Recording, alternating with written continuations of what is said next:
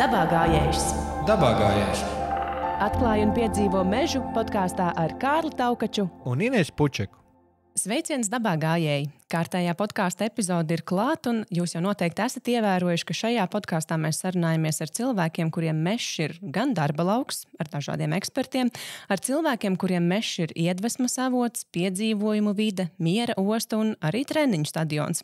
Un šoreiz šī saruna būs par vienu no sporta veidiem, kura pārstāvji droši var teikt, ka tie pazīst katru Latvijas meža nostūrīti, teju kā savu kabatu. Un ar ko gan labāk par to runāt, ja ne ar cilvēku, kurš ir šī sporta veida liels mīļotājs pat 86 gadu vecumā. Aktīva un veselīga dzīvesveida piekritēju, orientēšanās sporta leģendu, patriotu un orientēšanās kluba Ozons biedru Rodrigo Slaviņu. Sveiks! Labdien! Es taču pareizi pateicu, 86, vai ne? Nu tā ir sanācis jau, jā. Klau, es neesmu runājusi ar daudziem šī sporta veida piekritējiem, bet man ir nojausma, ka tu proti ļoti daļrunīgi izteikties par orientēšanos, jo reiz tu pats man biji teicis, ka jums orientēšanās ir ticība un mežs ir jūsu baznīca. Tā aizvien ir taisnība? Tā joprojām ir taisnība, ja sestdien, svētdien nav pabaudīts meža krāšņums, nu tad nav pabeigta labi tā iepriekšējā nedēļa. Tad tāda tukšuma sajūta mazliet. Absolūti. Bet tev ir tiešām bijuši vairāki hobiji. Kā tu esi minējis, vīru koris, alpīnisms, kalnu turisms un orientēšanās. orientēšanās. Bet šos visus iepriekš minētos tā orientēšanās ir uzvarējusi, un tā aizvien ir tavā sirdī. Nu, kas tajā orientēšanās ir tāds? Man pašam patīkamākais ir iziet tajā dabā. Nu, nevar teikt mežā, dabā vispār, teiksim, jo mēs jau trases ejam ne tikai meža apvidu, ir arī, kas saka, pļavas, upi un malas, un kur ir pietiekoši daudz dažādi interesanti orientieri, kur var likt attiecīgi mūsu distanču, nu, kā saka, pamatakmeni kontrolpunktus. Jā, tu savulaik arī esi teicis, ka tā ir tāda spēle ar dabu, spēle ar apvidu, spēle ar karti, kuru tev patīk aizvien spēlēt. Nu, es vienmēr saku, ka orientēšanās tā ir nepārtraukt mainīga daļrade, nepārtraukt mainīgos apstākļos. Jo galā, teiksim, vakar te bija varbūt mežs, šorīt ir tur jau, kaut kāds mežstrādnieks ir kaut ko pārveidojis, bet kartē tas vēl nav, tad ir mainīgi apstākļi mums. Un tiem ir jāprot pielāgoties un saprast, kur atrodies, vai ne? Un ļoti labi ir jāizmanto, teiksim, kārtīgos meža masīvos zvēru takas, kurs nav kartē, bet tev kā orientieristam priekš skriešanas tas ir ideāls variants. Atrast kādu briežu taku no lauka uz savu guļsvietu pa dienu. Bet vai tad tas nevar nojaukt tā kārtīgi pēdas? Var, bet tās pēdas ir jāšķetinā. Un tur jau ir tā spēlīte mežā. Bet to grūti izdarīt, skrienot. Jā, bet tāpēc mēs to saucam par sportu. Jo tā doma ir jārisinās nepārtraukti tempā, un jo to ātrāk skriesi, jo tev ir tomēr sarežģītāk pieņemt lēmumu, pa kuru taciņu tev doties. Tas ir tieši tas, kas tev visvairāk tajā patīk. Principā jā, teiksim, mēs kādreiz pašos pirmsākumos orientēšanās, kā mēs iesaistīsim jaunus cilvēkus, sevišķi bērnus. Mēs sakam, tā ir meklēšana. Galu galā tev taču ir karte ir rokā, un ar tās palīdzību ir kaut kur jāatrod kaut kas, kas ir it kā paslēpts, un tā jau bērniem spēle labi patīk. Un tas ir viens no tādiem pavisam mazo jauniešu, kas saka, iesaistīšanas variantiem. Tas ir jauniešiem, bet kas ir tas, kas tajā iesaista pieaugušos? Vispār ir interesanti, tomēr nāk bez kaut kādas, teiksim, īpašas reklāmas. Ir cilvēkam iepatīkās, ka viņš vienreiz ir pamēģinājis, ka viņam ir tomēr tā iešana dabā ir patīkama lieta. To pat grūti nevar paskaidrot tā. Nu, viņš nāk. Nesen satikos ar vienu motociklu braucēju. Motocikls viņam bija kā satiksmes līdzeklis. Un sākām runāties Rīgas magnētā. Un viņš saka, es līdz 12 gadiem orientējos. Tagad man ir 40. Man bija dēlam jāatved parādīt, kas tas ir. Un tā es no ziemas tagad atkal esmu aizrāvies. Tā kā kaut kādas pirmsākuma prasmes, ziņas ir bijušas un ļauts atgriežas atkal meža trasēs. Tas ir ļoti labi, jā, ka tas ir tāds aktīvs brīvā laika pavadīšanas veids, kur var satikties gan vecs, gan jauns kopā. Viens no otra kaut ko mācīties. Vispār jau tagad, ja paskatās reāli mūsu sporta veidu, kur sacensībās parasti ir kaut kādi 300, 400, pat līdz 800 dalībniekiem, tur ir visas paudzes. Nepavilt sacensību noteikumi mums atvēl tātad no 8 gadiem līdz 90 gadiem vecuma grupas, ik pa 5 gadiem. Tātad katrs sacenšas ar savos, attiecīgi saviem spēkiem atbilstošu pretinieku, ja tā varētu teikt, loku. Bet Klau, tādi 8-gadīgie vieni paši dodas mežā. Mammām droši vien rokas kājas trīc, baidoties, ka nepazūd. Viņiem ir lentīte, pa kuru viņiem jāprot ir noskriet. Tā kā tas vieglākais variants. Ir arī otrs interesants variants, teiksim, kur daudz taciņas. Ja uz pareizo taciņu uzliek smaidošu zaļu sejiņu un nepareizā taciņā ir saviebies sarkans ģīmīts, lai neskrietu pa to. Šādā veidā virza tos pavisam mazos jaunieši pa trasītēm.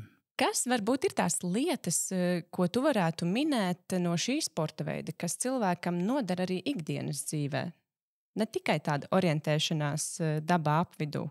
Tad te ir tīri tā fiziskā prasme orientēt sevi vispār apkārtnē. Tas nav runa tikai par mežu, ja tur tev līdz ar to rodās prasme to darīt pilsētā, telpās, debes pušu izpratne kā tāda. Ja tā mazliet jau padomā, tā ir ātrā lēmuma pieņemšana. It sevišķi, kā tagad ir daudzās vietās pilsētu sprinti, kur tev ir distance jāveic maksimāli lielā ātrumā un uz katru stūri jāpieņem lēmums, pa kuru ieliņu tu skriesi. Tad līdz šī lēmumu pieņemšanas ātrs variants tev jāpielieto. Labo mani, ja es kļūdos, bet Latvijā šobrīd ir 46 orientēšanās klubi. Jā, tā pēc statistika tā rāda, jā, pašlaik. Bet tas tādam mūsu iedzīvotāju skaitam, tas ir daudz? Es domāju, ka var visā to skaitīt, vai daudz, vai maz. Ir vietas, kur viņi vēl varētu veidoties Latvijā. Bet ir cilvēki, teiksim, kas, piemēram, ir dienvidu rietumu Kurzemes klubs, tad viņi apvieno lielāku teritoriju. Un principā jau klubi ir aicināti darboties savās teritorijās, lai var ne tikai tas trases veidot, tāpat ir treniņi vajadzīgi, kā piemēram Saulkrasti, tad viņi pieņem savā pulkā tos, kas ir pamatā tūmā dzīvojoši. Nav jātērē laiks, lai brauktu uz tālākām vietām, gan sacensties, gan trenēties. Orientēšanās sports Latvijā, ja es arī pareizi esmu sameklējis, tad ir uzplaucis 60. gados. Tur jau arī tu, man liekas, esi diezgan pirkstu pielicis tam klāt. Principā jā, jo tad sāka veidoties šīs sekcijas pie darba vietām, un attiecīgi varēja daudz maz jau kādu ar dažādiem nelegāliem un legāliem paņēmieniem iegūt kartes, un ja jau ir kartes, tad jau varēja arī organizēt sacensības. Kādiem nelegāliem paņēmieniem? Mums bija labi sadarbības partneri un arī orientieristi kā tādās iestādēs, kur, teiksim, bija karš materiāls, kā darba rīks, kā piemēram zemes ierīcības projektēšanas institūts, valsts meliorācijas projektēšanas institūts, un tur visur bija orientieristi un attiecīgi arī kaut ko jau nokopēt varēja. Tagad jau tā situācija ir pavisam cita. Tās kartes ir krietni vienkāršāk Tagad pieejamas. skatāmies no kosmosa un zīmējam, tā kā pavisam tas ir cits process tagad. Būtībā šis sporta veids no tiem 60. gadiem līdz mūsdienām ir diezgan labi izdzīvojis, diezgan tautā mīlēts, un, ja es pareizi saprotu, tad praktiski katru nedēļu kaut kur Latvijas mežos notiek kādas sacensības. Tā ir? Tā ir. Ja paskatāmies Latvijas orientēšanās federācijas mājaslapā, tur redzēt katru dienu, jebkurā Latvijas stūri var atrast kādu, kas klubu, kas organizē sacensības arī darbdienu pievakarēs. Tas tāds tā kā treniņu sacensības, vai tomēr nopietnas tādās darba dienu pievakarēs? Principā tas ir kā treniņu sacensības, bet tur jau var dažādi pieiet pie tā jautājuma. Kaut vai, teiksim, vienas iestādes, divi puiši savā starpā nolēma. Šodien mēs sacentīsimies. Ir pat tā, kas ir redz distancē, vai ir iespēja šais darbdienu vakar sacensībās iepriekš kartē paskatīties. Ir ļoti skaists etaps, kaut kā tur 1,5–2 kilometru garumā par interesantu apvidu. Tad puiši savā starpā nolēma, teiksim, kurš ātrāk veiks šo etapu.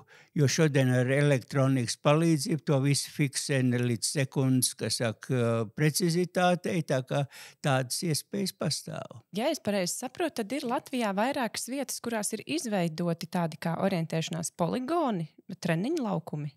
Ir vairākās vietās, jā, un viens no pēdējiem tas ir Rīgā Biķernieku mežs, blakus CSDD ēkai, un tur var kartes saņemt arī šajā te motoru muzeja telpās. Tā kā es, piemēram, paskrienot, es blakus dzīvoju, aizejot no rīta, paskriet kādu aplīti pa Biķernieku mežu, kā vienmēr uzdur šiem kontrolpunktiem, tīri nejauši redzu viņu stabiņus.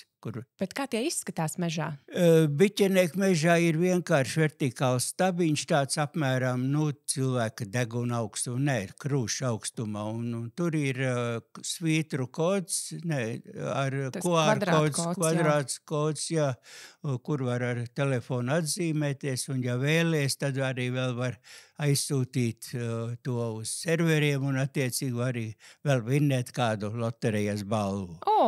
Tad jau ir tāds, kā saka, burkāns, lai cilvēki dotos tur ārā. Jā, bet skatāmies, ir vairāk, kas ir netālu no Iecevas, ir Ogres pusē, ir tā kā poligoni ir visur. Jā, un Daugavpili aizmirs, viņiem ir vairāki poligoni arī.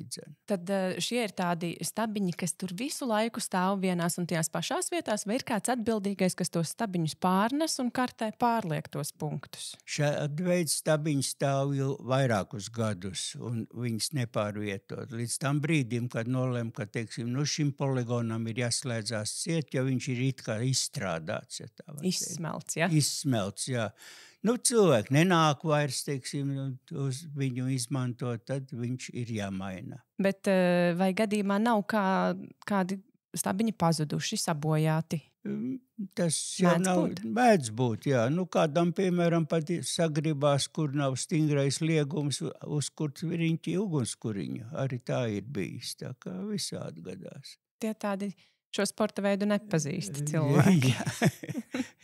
Un it kā stāsta, ka es redzējis, ka vienā vietā vienam alnim nav paticis tas stabiņš, un viņš ir bijis, to pēc pēdām ir redzējuši, ka viņš ir viņu tomēr nobadījis. Tad uz kādas takas alnim acīm ikdienā redzot, iestaigātās atstāts, acīm redzot. Orientēšanās sportam ir tādi kā vairāki paveidi, vai ne? Tas pats pirmais klasiskais ir apvidus orientēšanās, kas notiek pa mežu, laukiem, pļavām, pa augurainu reljefu. Jā, un tas notiek, tad, kā mēs sakam, skriešus. kurš skrien, kurš ies, teiksim, soļiem, bet, to sauc par orientēšanās skrējienu. Un šajā gadījumā tad orientēšanās tie kontrolpunkti ir jāatrod konkrētā secībā. Jā, kādreiz pašās pirmsākumos to sauc par pavēles distanci. Tā kā, tev ir iedot pavēle tieši tādā kārtībā veikt to. Šodien mēs viņu saucam bieži arī par klasiskot orientēšanās. Un distances garums ir sprints, vidējā un garā distance, ja? Un pat stafete. Jā, tas ir veidots gan principā no vidējām distancēm. Bet vēl ir arī, ko saucam par pagarināto distanci, jeb orientēšanās maratonu. Un kilometru ziņā, vai tas ir arī tāds maratonas? Kilometri nav tik daudz, jo tāds ātrums, kāds ir skrejceļā, tas ir uz ielām, nevar mežā attīstīt. Tad parasti šo šo garumu distancei nosaka pēc uzvarētāja iespējamo laika rezultātu, kāds ir uzvarētājam. Lai tas būtu apmēram 2,5 stundas.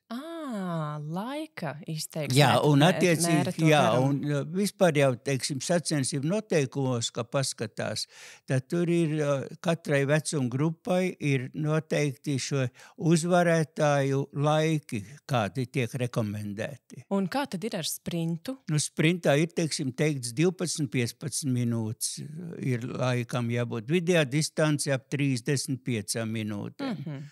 Un tad garā distance jau ir, klasiskā distance, tas ir 1:20, 1:30. Es te runāju par augstās klases distancēm, ja. Piemēram, manā vecuma grupā attiecīgi laiks jau uzvarētājs sprintā tāpat tiek uzrādīts kā 15 minūtes, bet man jau nav tie 3 kilometri, tur man ir 1,5 kilometrs tajā laikā jāveic. Aha. Es saprotu, ka orientēšanās ienāk arī pilsētā, un tā mazliet tā kā modificējas, kļūst aizvien modernāk, un tad vēl viens orientēšanās paveids patiešām ir pilsētas orientēšanās. Tā ir diezgan interesanta nodarbe, jo parasti pilsētu neslēdz. Tur notiek tāpat satiksme un ir jāplāno tā, lai nesaskarās divas intereses, autobraucēji un riteņbraucēji ar skrējējiem. Tāpat ir cita sadzīve, restorāni uz ielu malām.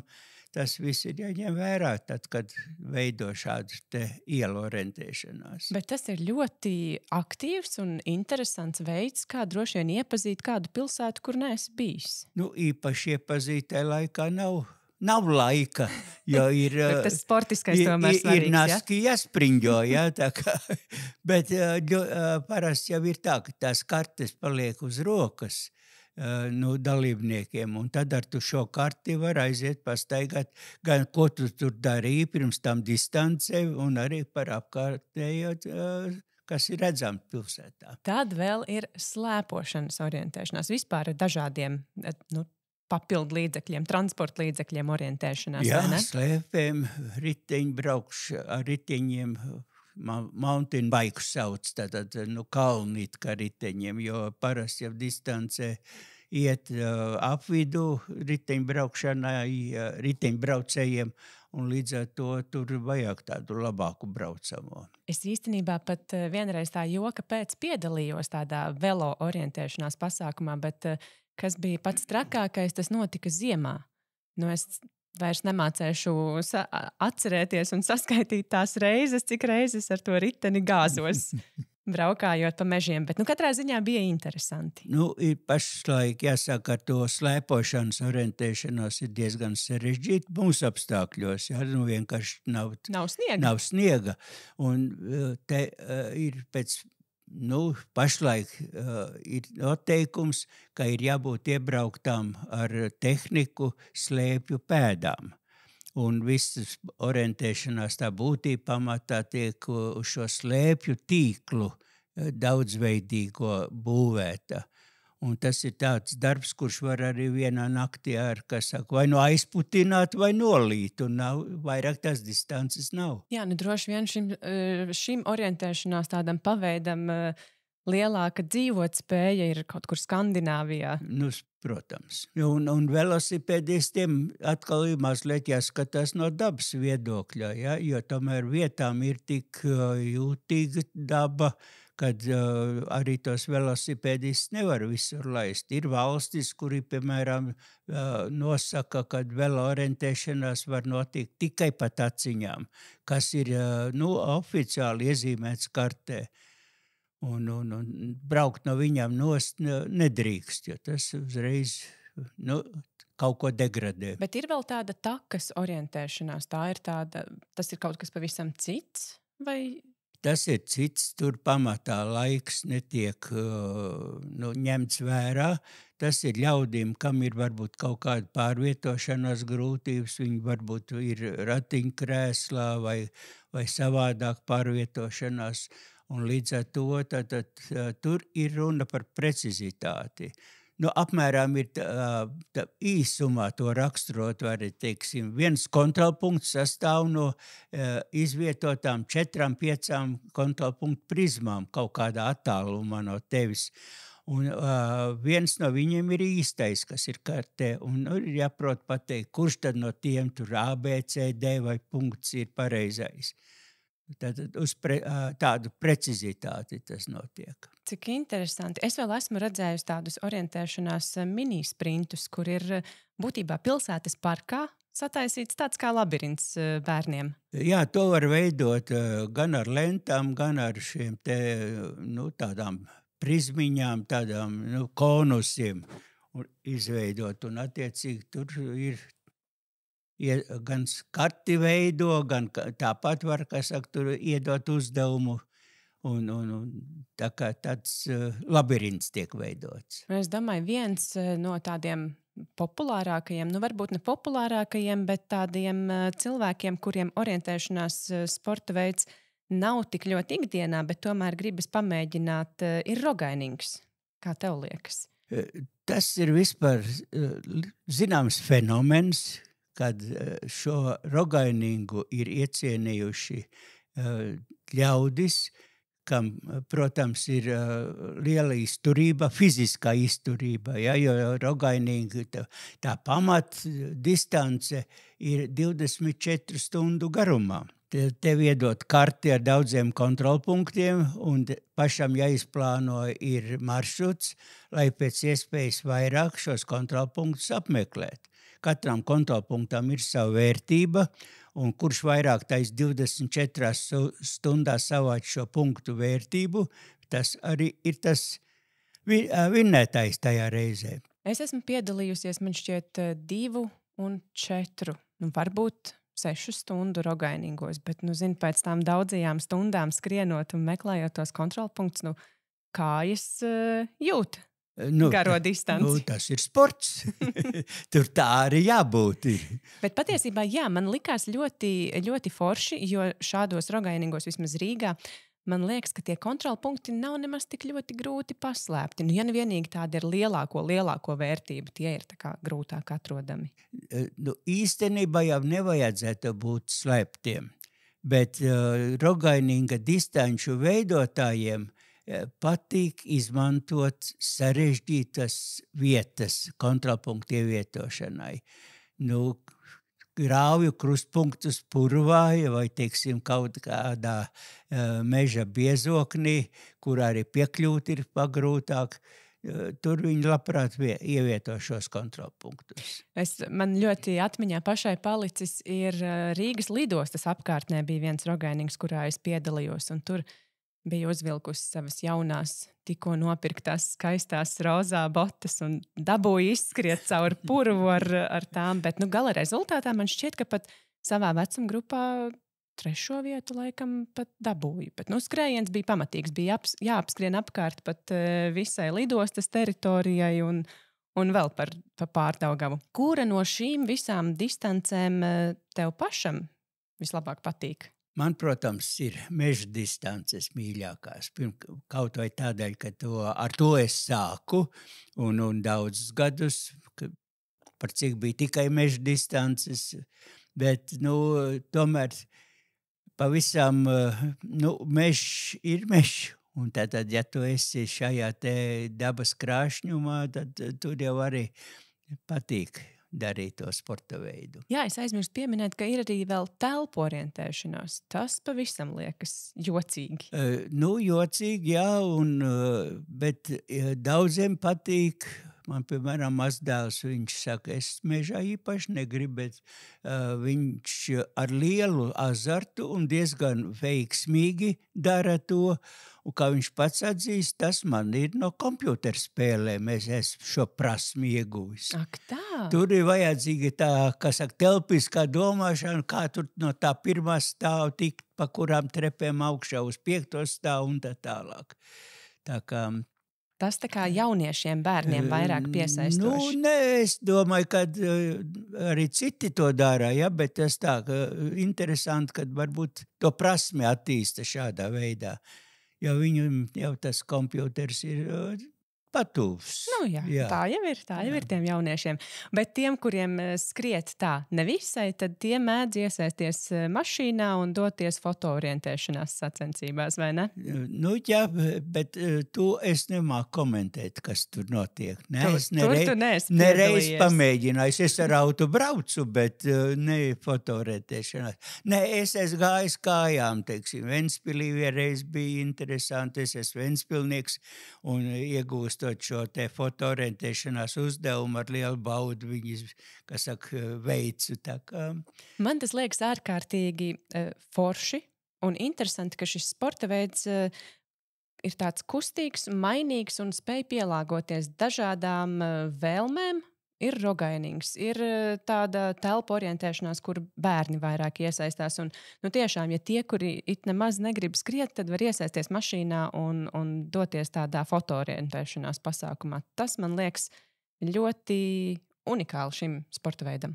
Jā, es pat pirms nedēļas biju Kurzemē savā vectēvu zemes, kas bija pusē Ances pagasts, un viņa Ances pagastam bija 100 gadu jubilejas svinēja, un viņiem arī, piemēram, turpat pie vecās muižas bija 6 kontrolpunktu fotoorientēšanās jauniešiem. Tā kā šādā pat pasākumā to varēja iekļaut ļoti labi programmā. Kā tu teiktu, kas ir pats grūtākais šajā sporta veidā? Tas ir sporta veids, kur tu līdz savam mūža galam nebeigs brīnīties par savu muļķību. Jo katrā distancē tu pratīsi, sliktā nozīmē, pratīsi pielietot atkal kādu kļūdu. Tā kā, paskriet, teiksim, nevis uz dienvidiem, bet uz ziemeļiem tai vietā, vai, teiksim, nepareizu taciņu izvēlēties. Tā kā... Tad neskatoties uz to, cik daudzus gadus tu esi pavadījis mežā ar karti rokās, tomēr sanāk kaut kur mazliet nokļūdīties. Kaut arī, teiksim, ej pareizā virzienā, bet nepaskaties, pēc kartes jau var izlasīt, vai tas mežs tur ir viegli skrienams vai grūti skrienams. Pat nolēmiet pa grūto variantu. Tur ir tik daudz, kas saka, vaivarāji un viss citi augu valsts, ka tu tērē laiku uz pārvietošanos pa šo te etapu. Redz, tad man tev ir jautājums, kā tad tev ir, vai tu labāk izvēlies tādu drošāku variantu līdz kontrolpunktam doties, varbūt pa taciņām kaut kur mazliet apkārt, bet tādu garāku ceļu, vai esi gatavs pēc azimuta pa taisno laist pāri vaivarājiem? Te ir tomēr jāskatās, kāda ir tava fiziskā gatavība šodien, šajā distancē. Teiksim, dažus gadus atpakaļ es pret saviem pretniekiem biju ļoti ātrs, un tad es pielietoju, protams, šo taciņu variantu apkārt purvam. Bet šodien arī iznākās, ka jāiekāp ir vaivarājos un jāpasoļo pa taisno. Tās tādas grūtas izvēles, lēmumi, taktika, kas ir jāveic uz vietas. Nu, es teicu, tā ir nepataukta dairade. Tā tas ir, jā. Klau, bet vai tev pašam ir sanācis tā pamatīgi apmaldīties? Jā, ir sanācis. Nu, pastāstīsi. Nu, to tā nevar nemaz aprakstīt, jā. Grūti stāstīt. Nu, ne, esmu tādā vietā, ka es vairs nezinu, kur es atrodos. Bet tas ir bijis tepat Latvijas mežos? Nu, Latvijas, protams, jā. Ja? Jā, nu, un kādreiz vispār man bija, tad, kad dikti labi skrēju, bija tāda taktika, nu, lai aizbēgt kādreiz no līdzskrējējiem. Es skrēju kaut kur virzienā tikai tālu. Un, ja distance bija garas diezgan un ar gariem etapiem. Un tad vienā brīdī es jūtu, ka neviens nezinām īsti, kur esam jau, un es pēc kartes ātri pratu noteikti savu atrašanās vietu. Man tā bija tāda, kas saka, hobija veids, kā es varēju ar pretniekiem cīnīties, jā, lai viņi nav man līdzskrējēji. Tad tu tā kā speciāli ievedi Jā, kaut tas kur? bija speciāli, jā. Bet par to apmaldīšanos, nu, te ir jautājums, kas ir apmaldīties. Teiksim, vai tu šī brīdī ieeji meža kvartāla vidu un nezini, kur tev ir uz kur pusi jāiet? Tā arī ir apmaldīšanās. Un ir tā, ka tu izej līdz kartes malai un izej no tās kartes ārā, un tur tev vairs nav orientieri, pie kuriem, kas tev ir kartē. Nu, tas ir pats trakākais, Tas laikam. pats trakākais, jā. Tā kā... Nu, vai ir sanācis no kartes iziet ārā? Nu, pie tā vienreiz bija interesanti Lietuvā vienas sacensībās, vēl pie tiem veciem laikiem, kad tās kartes bija slepens materiāls. Tad bija uzzīmēta karte blakus Viļņai, bet pilsētā zīmēt kartē nedrīkstēja, kā tādu, un tur uzzīmēja, ka tālāk ir purvs. Un es pienāku pie tām māju sienām, man tur ir purvs zīmēts kartē. Nu, gan var sajaukt prātu. Nu, tā arī sajauca prātu. Principā tā arī ir apmaldīšanās, jo es vairs nemāku salikt kopā dabu ar karti, kas man ir priekšā. Nu, tas ir traki, bet ja tu esi mežā un varbūt izgājis ārā no kartes, varbūt vienkārši nezini, kur atrodies, nu, ko tad? Nē, principā es vienmēr ejot mežā, es cenšos sevi ielikt apvidū. Visā, kas saka, Latvijas situācijā. Es par ārpus Latviju nerunāju par Latvijas situācijā. Kur es eju? Uz ziemeļiem vai dienvidiem, austrumiem, kur man tā karte ir paredzēta. Es mēģinu to tā saprast jau. Un tad ejot distance, arī es vienmēr zinu, kad es eju, teiksim, kaut kartes ziemeļrietumu virzienā, un pēc tam, ja man būs šī te apmaldīšanās situācija, tad es zināšu pēc kompasa, uz kuru pusi man jāiet ir, lai es atrastu kaut kādus, sev zināmus objektus, zināmus ceļus vai lauku vai kaut ko tam līdzīgi. Bet tad tāds labākais draugs tev vienmēr ir kompass. Tu neesi mēģinājis orientēties pēc tām sūnām, kuras aug ziemeļu pusē kokiem? Jā. Es esmu mēģinājis. Nē, es smējos, neesmu mēģinājis. Kompass ir vienmēr man vajadzīgs. Bet tā, pēc kaut kādiem citiem orientieristiem dabā? Īpaši... Teiksim, man patīk vērot, ja, kur ir tā sūna, kur ir tās puķītes uzplaukuši, kur nav uzplaukuši un kur ir biezāks kokam tas zaru, kas veidojums vaināks. Jā. Bet tas ir tā vairāk, kas dabas vērošanai, nevis priekšorientēšanai. Tas nav sportam, vai ne? Tas tā tas atpūtas ir gājienos. To mežu baudot, jā, tai laikā.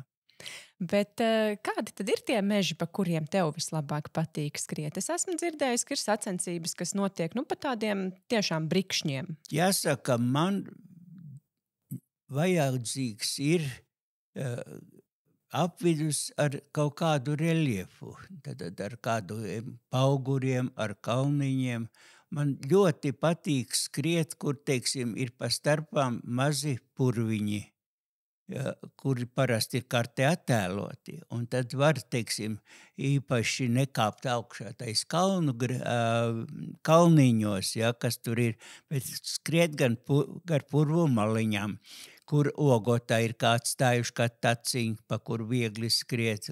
Arī zvēri nemaz vienmēr neiet tai purvā iekšā. Arī viņi gar purva malu noiet, arī veido šo taku. Man laikam patiesībā, cik man ir sanācis orientēties, ir drīzāk bail no tā, ka es varētu tādu zvēru taku netīšām sajaukt ar to taku, kas man ir atzīmēta kartē. Te ir tas jāpielieto paņēmiens parastais virziens, kurš tu distance ej. Uz tā kompasa mīļā instrumenta šo virzienu uzliek tad ar kartes palīdzību un ir jākontrolē, vai tā taciņa iet man pareizā virzienā. Un arī tā taciņa, kas nav kartē zīmēta, vai iet pareizajā virzienā, ja? Jā. Cik labs gājējs pēc azimuta tu esi? Tas bija viens no pirmajiem orientēšanās paveidiem, ko rakstīja. Mums jau bija orientēšanās tur skolas laikā 45. gadā, bet tā bija tiešām iešana tikai pēc azimuta. Es arī pirmos savus soļus, varētu teikt, orientēšanās sportā veicu, kas saka, ar šādu paņēmienu, kur bija jāiet uz precizitāti un bija uz kaut kāds stīgs jāiesprauž savus mietiņš un lūk, tas ir mans gājiens tagad. Un tad tiesneši mērīja, cik tālu es esmu no pareizā mietiņa. Cik precīzi tev bija mēs spēja noteikt azimutu? Mēģināja iet uz nulles novirzi, bet ne jau vienmēr tā sanāca. Tā ir, man liekas, arī tāda māksla. Ir, vai ne? Ir. Es saprotu, ka tu patiesībā ne tikai tajos Latvijas mežos esi orientējies, bet esi devies arī ārpus Latvijas uz sacensībām. Tu jau pieminēji Lietuvu, bet es zinu, ka tu esi arī Materhorna pakājē orientējies. Tas bija ļoti skaists 6 dienu pasākums Šveicē, jo mans hobijs bija arī kāpt kalnos, un šīs skaistā kalnu pakājē 4 no tām 6 dienām bija pie tā Materhorna. Un pat uz ledāja mēles bija taisnākais ceļš starp 2 kontrolpunktiem vienā distancē. Un tad tev droši vien tavas kalnu turista prasmes šī situācijā nāca par labu? Tur, jo, teiksim, tomēr šajā te kalna apvidu ir savas īpatnības ar nobirām, ar krūmājiem, ar lavīnu atstātiem ceļiem. Un, ja tos daudz maz saprot un prot lasīt, tad tas atviegloja orientēšanos kalnu apstākļos. Un pirms daudziem gadiem tu pat biji Austrālijā skriet, vai ne? Jā. Un tur tā diezgan labi sanāca. Tur man labi sanāca. Es vinnēju savu vecumu grupu pasaules veterānu čempionātā. Kā ir orientēties vispār pavisam svešā mežā? Tur pat koki taču ir citādāki, vai ne? Jā, bet īstenībā tā nav atšķirība. Ja? Ir atsevišķi īpatnības, kas ir iepriekš varbūt paraugu distancē, kas parasti ir dienu iepriekš vai 2 dienas iepriekš līdzīgā apvidu atļauj patrenēties. Tad, lielās sacensībās. Un augai valsts ir tā, kas zināmā mērā ietekmē tavu skriešanas ātrumu, ja vai tur ir kaut kādas papardes vai kaut kādi citi augi.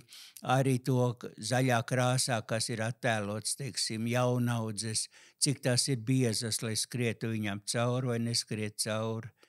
Tā kā to jau principā apgūst tajā modeļa distancē. Un tā kā tu jau esi radis visu laiku pielāgoties dažādiem apstākļiem sacensību laikā, tad tāda pielāgošanās citam mežam nav nemaz tik grūta tādam kārtīgam orientieristam. Es jau tā smējos, ka uz to jau tā spēlīt ir būvēta. prasme elastīgi pielāgoties. Bet vai tā patiešām ir, kā es pašā sākumā teicu, ka orientieristi, var teikt, ka pazīst tos Latvijas mežus kā savu kabatu, ir izskraidīti Latvija krustu šķērsām? Jā, un tas bija zināmā mērā viens no maniem tādiem, kas man ievilka vēl vairāk orientēšanās sportā, jo katru sestdienu, svētdienu tika braukts uz kaut kādu jaunu vietu un jaunas vietas apmeklējums, un nekad jau, teiksim, bet apskat tikai to mežu, pēc tam jau vēl tu redz arī, kas ir ārpus šī meža, tāpat redzēji, kas ir kāds ciemats tuvumā, kāds cits interesants objekts. Un parasti jau, teiksim, distances tiek veidotas arī pie kaut kādiem ezeriem, pie kādiem upslīčiem. Tie ir interesanti objekti. Un kā ir ar tām sēņu vietām? Orientieristi zina labākās sēņu vietas, vai tomēr sacensības ir sacensības tur? Sacensības ir sacensības, bet pat vakar lasīju Facebookā Juri Vaidakovu, kurš rakstīja, aizgāja savā mīļākajā gaileņu vietā, bet tur nebija nevienas, un gāja tik daudz pa visādām, kur es cerēju, ka būs, bet viņas tur nebija. Es būtu daudz vairāk salasījis, ja nemeklēt savus mīļās vietas. Tad es parasti, teiksim, es redzu tās sēnes, es nelasu viņas distances laikā. Jā, kaut man sieva saka, ņem līdz maisiņu. Tad kāds labums ģimenei, vai ne? Bet automašīna ir, un ir arī mežā izbraucami ceļi, kur nekāds, kas saka, ne es to mežu bojāju, nekas saka, paliek mašīnai, kas slikts.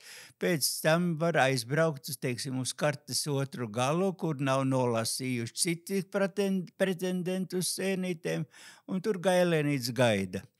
Gailenītes tad, ir tās labākās. Kad baravik jau arī trāpās. Mani vēl interesē tas, kā šis sporta veids ir gājis laikam līdz. Mēs esam runājuši citās sarunās par to, kā alpīnisms ir attīstījies tādā ekipējuma ziņā, tad es domāju, orientēšanās sports arī ir ļoti, ļoti attīstījies. Kas man pašai palicis ir atmiņā, es bērnībā biju līdz aizbraukusi māsai uz sacensībām, un tur bija, protams, tie kā rodziņi mežā, bet atzīmēšanās kontroltanī kartītē bija ar krāsainiem zīmolīšiem. Vai nopietnās sacensībās savulaik arī bija tāda atzīmēšanās ar krāsainiem zīmolīšiem, vai jūs izmantojāt kaut ko citu? Tur bija dažādi attīstības etapi. Pats pirmais sākums bija, kad nosēdināja cilvēku mežā, un tas tev kontrolkartiņā parakstījās. Jā. Tas bija pats sākums. Tad tālāk gāja tiešām, kad bija ar šiem krāsainiem zīmuļiem, viņi tur kaut kur karājās. Bija arī tāds brīdis, kad lika aktu vākus, kur bija iekšā sagrafēts attiecīgi līnijas, kur bija jāieraksta man savs dalībnieku numurs. Aha. Un attiecīgi ar to krāszīmulu, ja ierakst kāds pēc kārtas tai protokolā, es bijis, tas jāierakst manā kontrolkartiņā. Un tad tālāk nākamais bija dažādiem zīmodziņiem, nevis krāsainais, un tad nākamā attīstība jau bija ar kompostieriem. Tā kā apmēram tramvaja biļetes kompostē kādreiz. Bet zini, es esmu dzirdējis arī tādas mazas šmaukšanās gadījumus. Kad skrien draugi tomēr pa to mežu, tad satiek kādu savējo un salīdzina, un tad ar to piespraudīt, ar ko tev ir numurs piesprausts, ar to izdur tos caurumiņus savā kontrolkartītē. Tos izdurtos caurumus bija grūtāk, atdarināt, bet ar krāsainu zīmuļu kasti gan ir gājuši mežā. Bet to jau nevar tā īsti zināt, kurā kontrolpunktā, kura krāsiņa. Te ir tā satikšanās ar draugiem un attiecīgi kaut ko tur uzzināt. Skaidrs, ka tas ir diezgan sarežģīti bija noorganizēt, bet darīja. Un tad jau tā, kad ir mūsdienu elektronika, kad nav nemaz, tik tuvu, kaut kas jākompostrē tur, bet vai jāievieto kaut kādā tur sistēmā, lai nolasītu, ar līdz pusmetra attālumā jau strādā kontrolpunkts. Un tagad jau vairs tā nošmaukties nevar, vai ne? Es neredzu variantu. Un tagad arī taču ir iespējams pielikt cilvēkam tās GPS tādas izsekošanas ierīcītes, un mēs varam arī vērot datorā skrējienu, kurais skrien un kā viens otram pietuvojas. To man liekas, ir tas orientēšanās sports ir ne tikai baudāms pašam kā sportistam, bet arī skatītājiem nu jau. Jā, tas ir izdarāms. Protams, te ir atkal šis slepenības moments, ja tā var teikt, pret pārējiem dalībniekiem.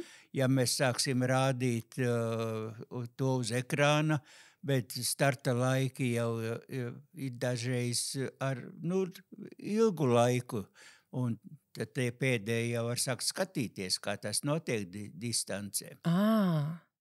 Tad īstenībā tādu tiešsaistes skatīšanos nemaz nevar organizēt. Principā organizē, bet tad jau sākās dažādas karantīnas zonas, kur ir dalībniekiem jāiet lielajās sacensībās, lai viņš nekur nav pie kaut kāds tur, kas saka, vizuālas iespējas paskatīties šos te rādītājs no GPS-iem. Bet katrā gadījumā tas ir interesanti skatītājam no malas. Jā. Kā tas Jānis atkal iet aplam, viņam taču jāiet tur ir labi, ko viņš dara, viņš iet uz pretējo pusi. Jā, droši vien tā jušana līdzi tam cilvēkam, kurš it kā ir tuvu kontrolpunktam, bet kaut kur riņķo viņam kāds vadātājs piemeties. Jā. Tev ir bijusi tāda sajūta, ka tiešām vadātājs piemeties, ka nevar atrast to kontrolpunktu. Tepat Riekstu kalnā es te vienā stafetē savu ozonu komandu tā iegāzu. Bišķiņ bija karts neprecizitāts, un ko es nepratu, kas tā reizē nolasīt. Bet patiesībā jau tiem, kas izvieto tos orientēšanās punktus, tiem arī ir tāda diezgan liela atbildība. Es esmu piedalījusies tādās mazākās sacensībās, kur cilvēki, kas piedalās, ir tā kā protestējuši. Es kartē domāju, ka tam punktam jābūt šeit, bet dabā viņš nebija tur, kur ir kartē iezīmēts. Kādreiz, kad bija mums tās kartes bišķiņi neprecizākas, kā tagad tas mēdz būt, tad, zināmā mērā, mēs mēģinājām tādu loģiku teikt. Lūdzu, kritizē distanci 24 stundas pēc finiša. Lai tavs prāts nomierinās, jo tās emocijas jau, ko tu esi darījis tajā mežā, tās tad pirmajā momentā reizēm bišķiņ kaut ko pāršauj pār pa strīpu arī. Bet es ilgus gadus, man bija inspektora licence no Starptautiskās federācijas, esmu inspicējis daudzas distances, un inspektora uzdevums ir lūk šīs te iespējamās neprecizitātes vai norādīt plānotājiem, jo inspekcija jādara ir saulaicīgi.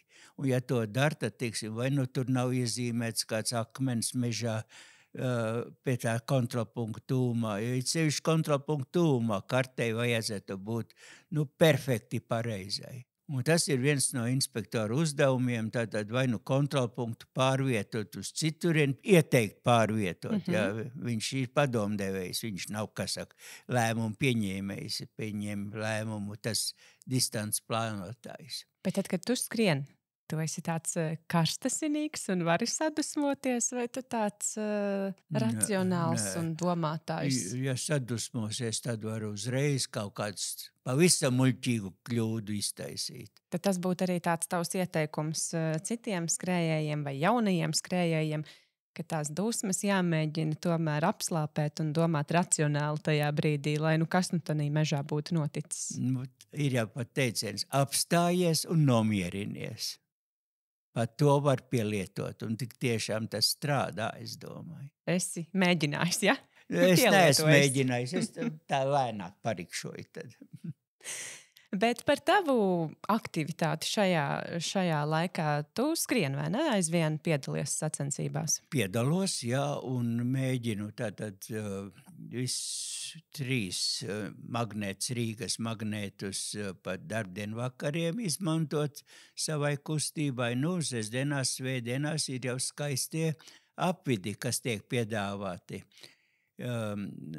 Piemēram, tagad būs Siguldas kauss, tūlīt augusta sākumā, būs Gaujas parka teritorijā, un tur jau Tur tāds pamatīgs reljefs tur pamatīgs reljefs un pamatīgu reljefā iet distances ir ļoti patīkami, jo tur tev arī ir jālasa reljefs un jādomā, lai mazāk tev tie kāpuma metri sanāk. Lai vairāk ir uz leju, nevis uz augšu. Un tad tādā gada griezumā, vai tu esi skaitījis, cik vispār tev sanāk gada laikā piedalīties sacensībās? Skaitījis, godīgi sakot, neesmu. Es neesmu savu dienas grāmatu tādu veidojis. Varbūt pāris gadus tad, kad bija savā laikā lielās valsts izlasē. Bet tagad es domāju, ka savus 70, 80 skrējienu sezonā gadā.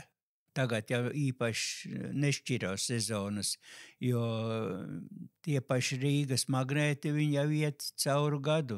Tikai pāriet no darbdienu vakariem uz sestdienām, svētdienām, jo darbdienu vakaros vienkārši ziemas laikā ir pārāk ātri tumšs. Bet vispār ir arī tās orientēšanās naktis, kad cilvēkiem patīk tieši pa nakti. Jā, ir. Tad, kad sāku orientēties, tas ir 60.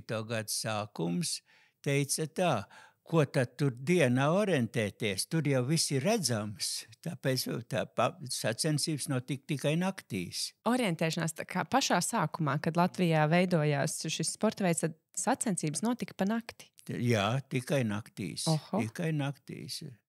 Jā, tas ir augsts līmenis, kā prast orientēties apvidū. Bet tam, godīgi sakot, šodien jau ir lielie pieres lukturi, ar kuriem, kas saka, tu redzi, pašu nelabo mežā var redzēt, jā.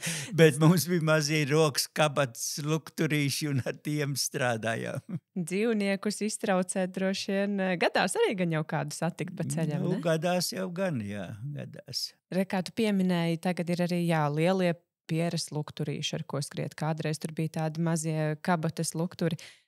Man liekas, arī kādā citā podkāstā esmu dzirdējusi stāstu no tevis par apaviem, ka kādreiz jau bija pavisam vienkārši, ar ko pa mežu skriet. Baltās čībiņas vai ķīniešu kēdes, kas saka, bija 2 apavi, ko varējām dabūt. Tad mazām čībiņām arī mēģinājām līmēt apakšā kaut kādas pumpus, izcilnīšus, lai mazāk slid pa dubļiem. Dairad strādāja arī. Tās bija tādas pašu meistarotās mūsdienu taku skriešanas apavi, vai ne, kas ir ar tādām radzēm šobrīd? Tieši tā.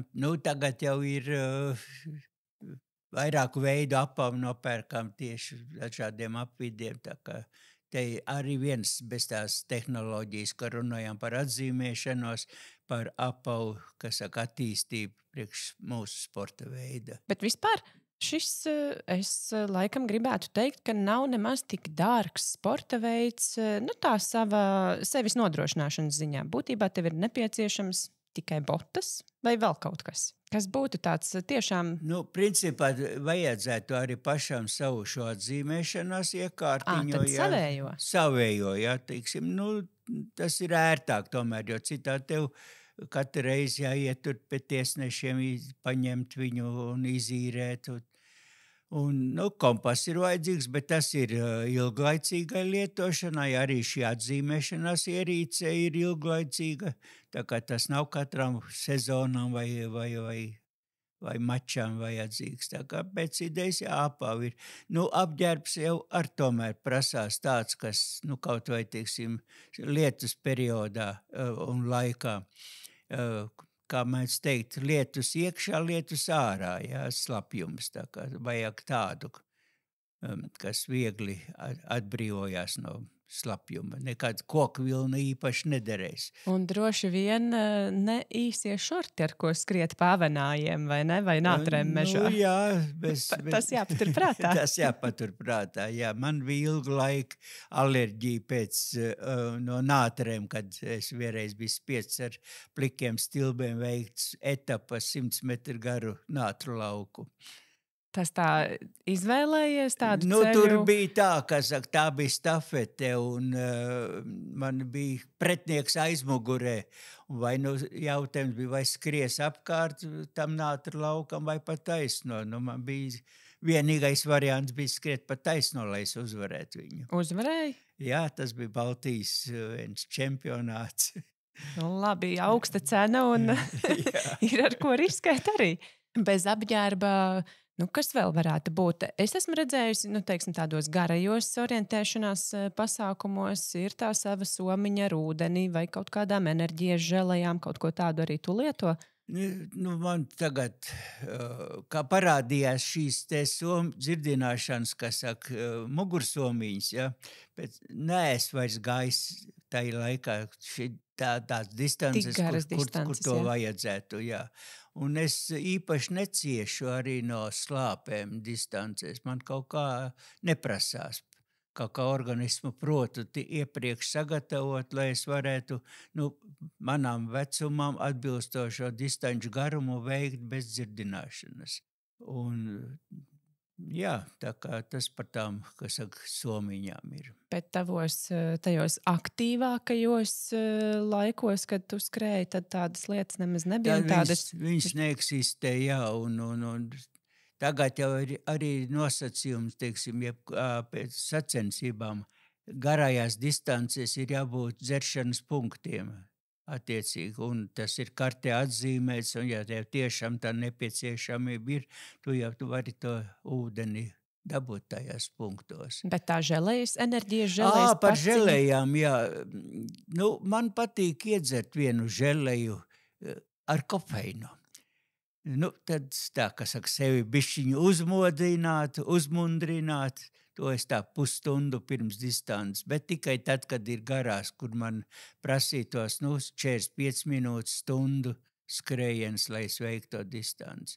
Sprintos jau neprasās. Kāds būtu tāds tavas padoms vai ieteikums jaunajiem censoņām, kas grib ar šo sporta veidu nodarboties? Varbūt tagad pēc mūsu sarunas parādīsies vēl kāds pulciņš, kas gribēs ieskriet mežā ar karti. Ir kāds tāds, kur doties vai ar ko sākt?